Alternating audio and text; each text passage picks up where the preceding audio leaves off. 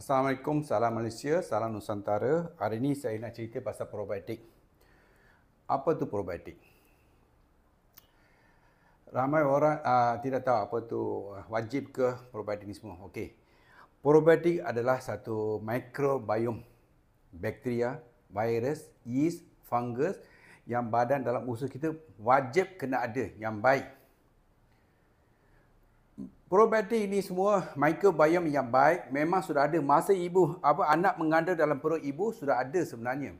Daripada ibu sudah ada. Sebab tu probiotik itu paling penting untuk kita. Kita dapat penyakit chronic disease, kencing manis, darah tinggi, anxiety, obesity, sakit sendi, autoimmune disease. Semua ni adalah punca daripada bila probiotik kita yang baik telah diganti oleh bakteri yang jahat. Mengapa probiotik yang baik telah diganti oleh probiotik yang jahat adalah disebabkan oleh makanan kita. Itu sebab saya kata dalam FDM 90% penyakit kita dapat daripada makanan yang tak asli. Makanan buatan manusia atau makanan daripada kilang. Terutama gula. Dan benda-benda bergoreng, processed food, ultra processed food, roti, tepung semua. Ini akan membuatkan kita dapat leaky gut. Sebab probiotik yang baik telah diganti bakteri yang baik.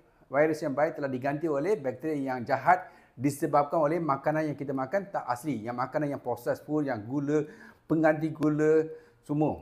Okey, itu punca dia tu. Okey, so perlukah probiotik? Memang wajib. Dalam FDM, mengapa saya punya patient semua dah 100% reverse? Sebab saya wajibkan pertama puasa, kedua real food, makanan natural, ketiga probiotik. Paling penting ini semua. Kalau tak ada probiotik, susah kita nak reverse. Sebab bakteri yang jahat tu, bila puasa, dia akan kurang dan kita kena ganti balik bakteri yang baik daripada probiotik. Baru penyakit-penyakit yang kita ada boleh reversekan balik. Okay? So, probiotik ni penting. Okay, bila boleh makan? Ini banyak orang tanya. Sebenarnya, probiotik bukan kita makan untuk buang air besar. Salah tafsiran. Probiotik ada kita makan untuk menggantikan bakteri-bakteri yang jahat, mengganti dengan bakteri yang baik. Sebab tu kita makan. Bila-bila boleh makan, tapi pastikan masa tu perut kita kosong. Sebelum makan, selepas makan. Tak ada masalah. Okey? Tak kisah. Okey?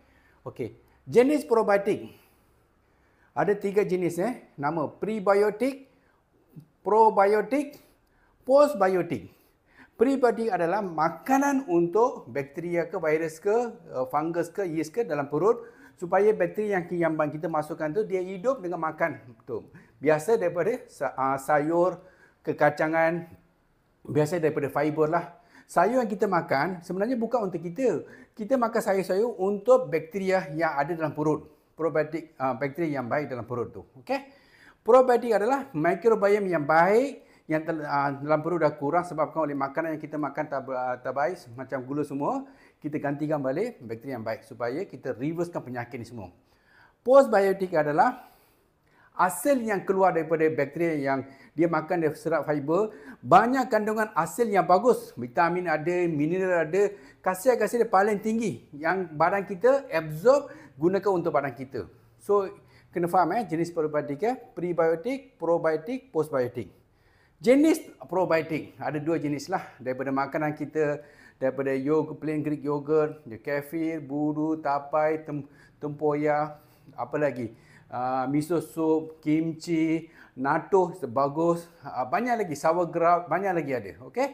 Itu semua yang natural lah atau beli dekat farmasi. Pastikan 20 billion IU. Okey?